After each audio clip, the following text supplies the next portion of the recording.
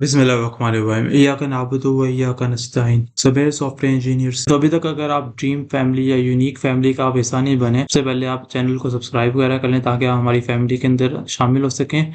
और साथ साथ आप वीडियो को लाइक भी करें और कमेंट भी करें प्यारा सा, और आप बताएं वीडियो आपको कैसी लगी। और अगर आपने इसको शेयर नहीं किया, सबसे पहले शेयर भी कर लें ताकि ज़्यादा से ज़्यादा लोग स्किल डेवलपर बन सकें। अगर so let's come to the in the last of the this JavaScript पे जो हमने रिफ्रेश स्टार्ट किया, इसके लास्ट पर हम लोग आ गए हैं। अब उसके अंदर हम लोग आज की वीडियो के अंदर देखेंगे एसिंक्रोनस जावास्क्रिप्ट के प्रोमिसेस क्या होते हैं, ये हम लोग किस लिए यूज करते हैं, और आज की वीडियो के अंदर हम इसके बारे में इसका सिंटेक्स देखेंगे। सो आज की वीडियो को शुरू करते हैं। So let's get started. अच्छा, तो एसिंक्रोनस हम लोग इस वजह से यूज करते हैं ताकि जब हमने किसी भी एपीआई से डाटा को फेच करना हो या डाटा को रिट्रीव करना हो, आप कह सकते हैं, तो वहाँ पर हम लोग एसिंक्रोनस और ये जावास्क्रिप्ट की प्रोमिसेस लगाते हैं। इसके लिए आपको पता होगा, जैसे मैंने दूसरी वीडियो के अंदर हमने ये फेच को यूज़ किया था। इस फेच को हम लोग तब यूज़ करते हैं जब इसके अंदर हमने कोई एपीआई लगानी हो और उस एपीआई से हमने कोई डाटा को फेच करना हो। अब एपीआई कहाँ से लेंगे हम लोग, एक जो सी डमी एपीआई उसको हम लोग यूज़ कर लेते हैं। उसके लिए आप गूगल पर आ जाएँ।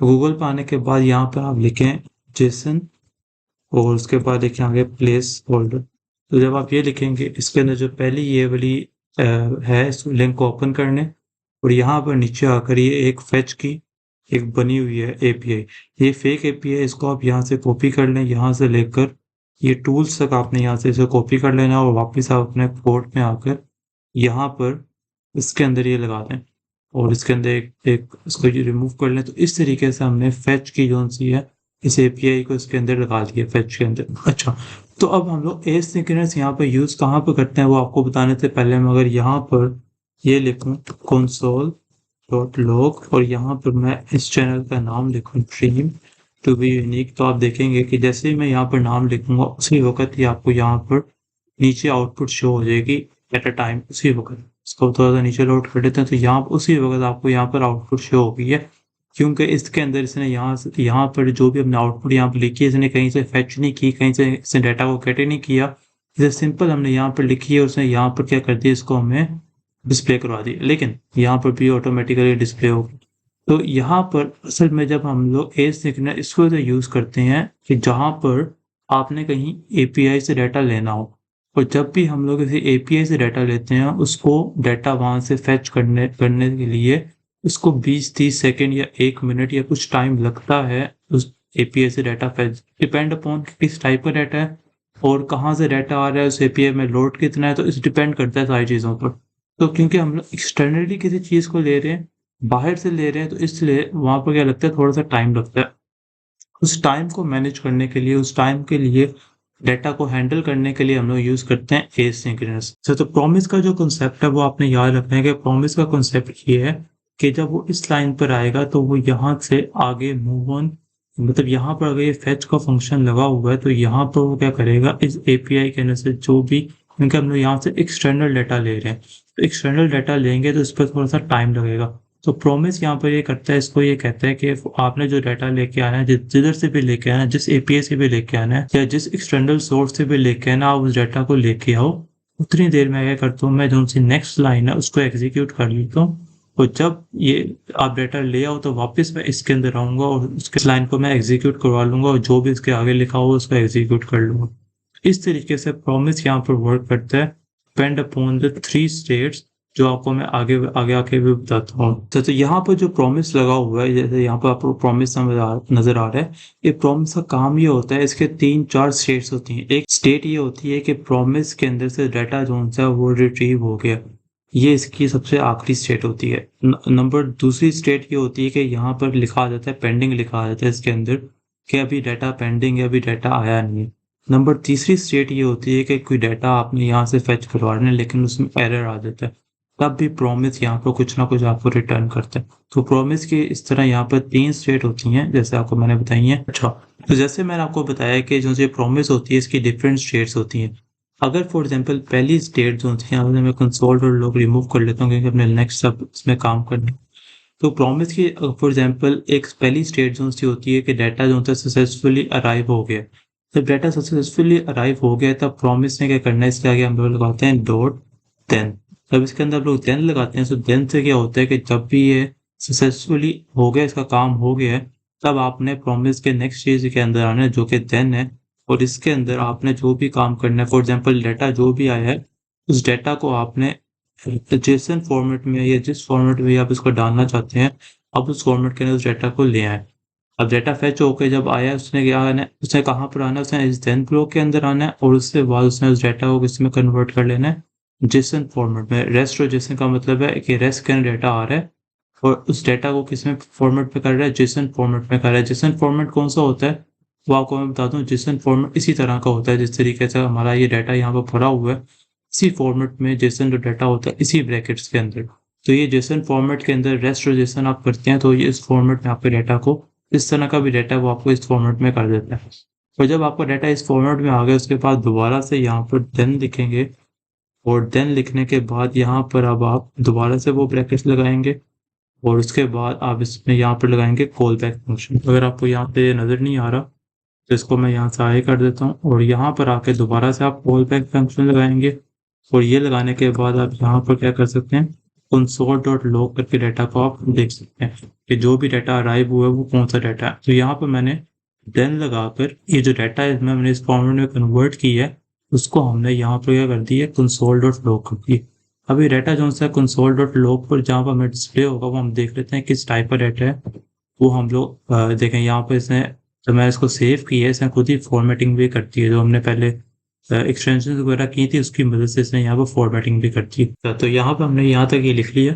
तो अब हम इसको चेक कर लेते हैं। अगर मैं यहाँ पर नीचे जाऊँ तो आउटपुट में देखना डाटा शो होता है कि नहीं है। यहाँ पर डाटा शो नहीं हो रहा, तो आपने यहाँ पर घबराना नहीं है, यहाँ पर हमें परेशानी होना, क्योंकि जितना भी डाटा आपका पिछला वाला सारा कोड चल रहा होगा, इसको सबसे पहले आप क्या करें, ऊपर वाला डाटा जितना भी आपका सारा कोड है इस सारे को आप यहाँ पर कमेंट आउट करते हैं, क्योंकि सारा पिछला आउटपुट वहाँ पर रन होता जा रहा है। तो सारे को आप एज अ होल आप इसको सारे को कमेंट कर दें और उसके बाद जो आपका ये वाला कोड है सिंपल, आप इसको दोबारा से फाइल को सेव करें और इस टर्मिनल को ही बंद कर दें और इस टर्मिनल को दोबारा आकर चलाएं, यहाँ पे न्यू टर्मिनल चलाएं और यहाँ पर आप आउटपुट करने चाहें। तो आउटपुट करने जब आप यहाँ पर जाएंगे तो यहाँ पर हमने डाटा यहाँ पर console.log नहीं किया हुआ, तो यहाँ पर आप console.log कर लें डाटा को, ठीक है। इसको जब यहाँ पर console.log कर देंगे उसके बाद दोबारा इसको सेव करेंगे तो आपके पास यहाँ पर सारा जितना भी डाटा उस एपीआई से वो सारा यहाँ पर आ जाएगा। देखें कितना ज़्यादा डाटा है, इसको मैं थोड़ा ज़्यादा जल्दी ऊपर ले देता हूँ तो यहाँ पर सारा डाटा आ गया। तो आप देख सकते हैं कि सारा डाटा यहाँ पर डिस्प्ले हो रहा है। ये इसी तरीके से चल रहा है। ये असल में थोड़ा टाइम लेता है यहाँ से आने के लिए। अब देखें यहाँ पर हो क्या रहा है, सबसे पहले ये वाला प्रिंट हो रहा है, क्योंकि जैसा आपको मैंने पहले बताया था कि इमीडिएटली यहाँ पर प्रिंट आउट यहाँ पर हो जाता है। जो भी डाटा ये सिंपल है तो यहाँ पर ये सिंपल उसने उसी वक्त एग्जीक्यूट कर दिया। तो यहाँ पर ये हो रहा है कि यहाँ पर उसने सबसे पहले लाइन तो पहले ये लिखी हुई है, कोड की लाइन पहले ये लिखी हुई है, बाद में ये लिखी हुई है। तो इसने क्या किया, यहाँ पर इसने जो भी डाटा इसने यहाँ पर इस लाइन को एग्जीक्यूट की है और इसने यहाँ पर इसको प्रॉमिस कर दिया कि आप यहाँ पर जो भी एपीआई है इस डाटा यहाँ से फैच करवाओ। जब तक ये फैच नहीं होता उतनी देर में अगला जो सा लाइन है उसको मैं एग्जीक्यूट कर देता हूँ और जब ये अगली वाली लाइन एग्जीक्यूट हो जाएगी उसके बाद मैं I will come back to this line और जब भी ये डाटा यहाँ से आ जाएगा तब मैं आकर इसकी नेक्स्ट जो लाइन को एग्जीक्यूट करूंगा, मतलब जेसन फॉर्मेट में कन्वर्ट करूंगा और उसके बाद यहाँ पर ये वाली जो लाइन लिखी है इसमें console.log जो डाटा है इसको यहाँ पर डिस्प्ले करवा दूंगा। तो इस तरीके से ये यहाँ पर प्रॉमिस काम करता है। जैसे आपको मैंने पहले बताया था कि यहाँ पर उसने प्रॉमिस कर दी है और जब ये यहाँ से डाटा लेके आ जाएगा तब इसको एग्जीक्यूट करेगा, नहीं तो ये यहाँ से कहाँ पर चला जाएगा, तब तक 29 में चला जाएगा।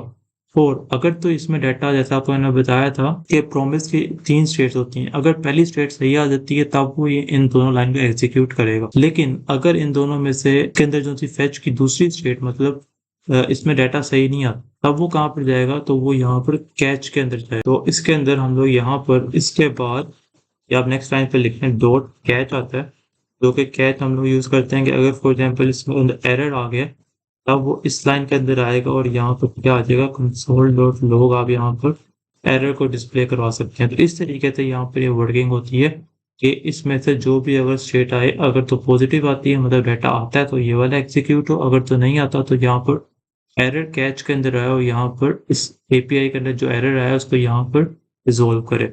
तो इस तरीके से यहाँ पर हमने इस फेच को यूज़ किया, लेकिन अभी तक हमने एसिंक्रोनस को यूज़ नहीं किया। लेकिन आज के वीडियो के अंदर हम लोग एसिंक्रोनस को नेक्स्ट वीडियो के अंदर देखेंगे।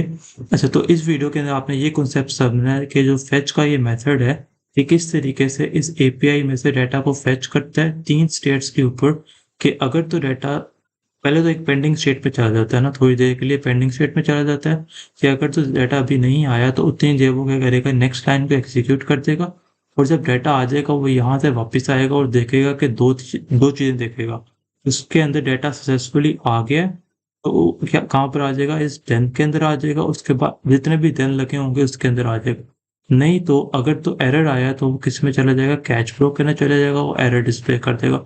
इस तरीके से ये प्रॉमिस वाला फॉर्म करता है। तो यहाँ पर मैं लिख भी देता हूँ, यहाँ पर प्रॉमिस की 3 स्टेट्स हैं। नंबर 1 पेंडिंग, पेंडिंग आती है तो वो नेक्स्ट लाइन पे मूव कर देता है। नंबर 2 जो है वो स्टेट होती है यहाँ पर सक्सेसफुल, और उसके बाद जो सी नंबर 3 है वो होती है एरर। तो ये 3 स्टेट्स होती हैं, ये आपने याद रखनी है।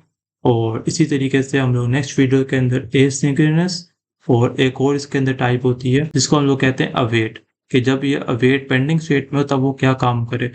उन चीज़ों को हम लोग नेक्स्ट वीडियो के अंदर डिस्कस करेंगे। तो आज की वीडियो के लिए इतना ही। होप सो आपको, क्योंकि ये बहुत मेजर कॉन्सेप्ट है, इसको आगे बहुत ज़्यादा हम यूज़ करेंगे, हर चीज़ के अंदर ये चीज़ यूज़ होगी। तो इसको आपने अच्छे तरीके से अंडरस्टैंड करना है, और मिलते हैं नेक्स्ट वीडियो के अंदर। तब तक के लिए अल्लाह हाफिज़।